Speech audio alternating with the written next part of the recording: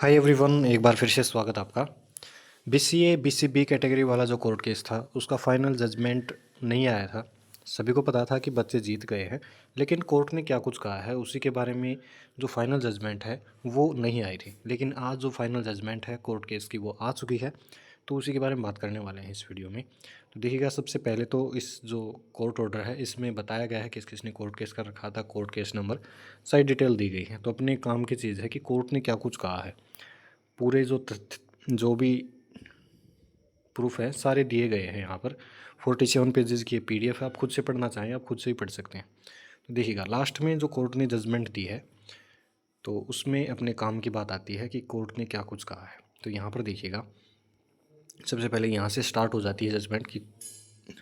तो पहला पॉइंट देखिएगा, इसमें जो कहा है कोर्ट ने कि in the absence of particular date in the rules of advertisement, यानी कि जो कट ऑफ डेट है उसका जिक्र किया गया है कि एडवर्टाइजमेंट के अंदर कट ऑफ डेट के अभाव के कारण जो कैंडिडेट हैं वो बीसी सर्टिफिकेट के ऊपर कोई इम्पैक्ट नहीं होने वाला। यानी कि जो एडवर्टाइजमेंट है उसमें कट ऑफ डेट का अभाव था, इसलिए जो बीसी वाली सर्टिफिकेट है वो किसी भी डेट की हो वो मान्य होगी। यहाँ पर पूरे जो पैराग्राफ है इसका ये मतलब है।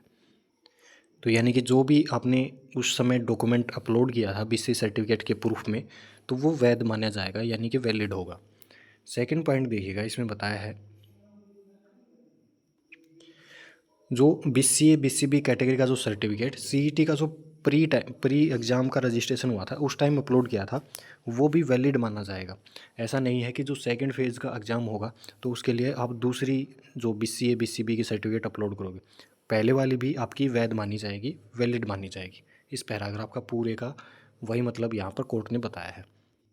आगे देखिएगा, तीसरा जो पॉइंट है यहाँ पर जो फैमिली आईडी है उसका जिक्र कर दिया गया है कि अगर आप जो कास्ट सर्टिफिकेट है बीसीए बीसीबी वाली उसका वैलिड डॉक्यूमेंट अपलोड नहीं करता है कैंडिडेट, तो आप फैमिली आईडी से उसको वेरीफाई कीजिएगा। यहाँ पर वो बताया गया है। यहाँ पर देख लीजिएगा, absence of fresh latest BC certificate अगर कैंडिडेट के पास नहीं है तो आप फैमिली आईडी से भी उसको वेरीफाई कीजिएगा, यानी कि बीसीए बीसीबी कैटेगरी आपको माननी पड़ेगी उसकी। तो ये बात यहाँ पर तीसरे पॉइंट में बताई गई है। फोर्थ पॉइंट देखिएगा, फोर्थ पॉइंट देखिएगा कि यहाँ पर जो कैंडिडेट, आपने देखा होगा कि बहुत से कैंडिडेट के पास बीसीए बीसीबी वाली सर्टिफिकेट में बाहर हो गए थे, लेकिन उनको जनरल कैटेगरी में शिफ्ट कर दिया गया था, जनरल कैटेगरी में काउंट हुए थे और जनरल कैटेगरी के अंदर ही उनका सिलेक्शन हुआ था। तो वो बात बताई गई है यहाँ पर कि कोई भी candidate could not be transpose from BC category to general category on account of non submission of fresh latest BC certificate at the second stage. Second stage का यहाँ पर जिक्र किया गया है। सेकेंड स्टेज के अंदर अगर कोई फ्रेश बीसीए बीसीबी कैटेगरी की सर्टिफिकेट जमा नहीं करवाता है तो वो जनरल के अंदर ट्रांसफ़र नहीं किया जाएगा, कैटेगरी उसकी बीसीए बीसीबी ही मानी जाएगी। यहाँ पर ये बात कोर्ट ने बताई है। आगे देखिएगा,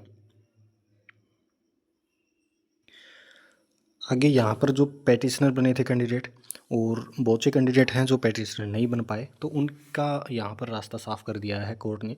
सभी को अलाउ कर दिया है, चाहे आप पैटिशनर बने हो या मत बने हो, यानी कि बीसीए बीसीबी कैटेगरी वाले जो कैंडिडेट हैं उन सभी को यहाँ पर अलाउ कर दिया है, चाहे आपने कोर्ट केस किया हो या नहीं किया हो।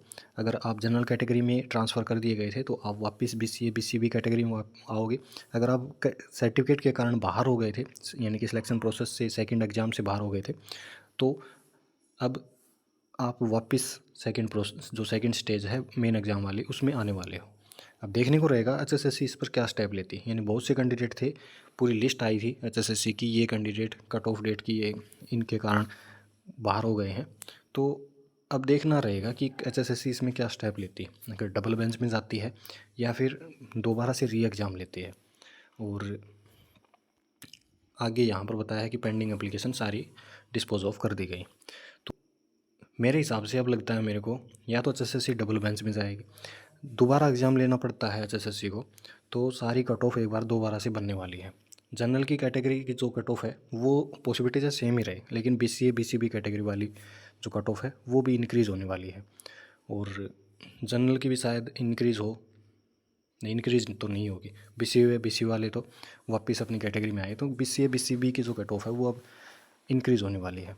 तो देखते हैं एचएसएससी इसमें क्या स्टेप लेती है, दोबारा से सभी का एग्ज़ाम लेती है, क्या करती है, देखने को रहेगा। तो ये थी पूरी जानकारी कोर्ट ने क्या कुछ कहा है, मैंने पूरी जजमेंट आपको बता दी है। तो और कोई अपडेट आएगी चैनल पर मिल जाएगी वीडियो। तो मिलते हैं नेक्स्ट प्रकार के अपडेट में। धन्यवाद।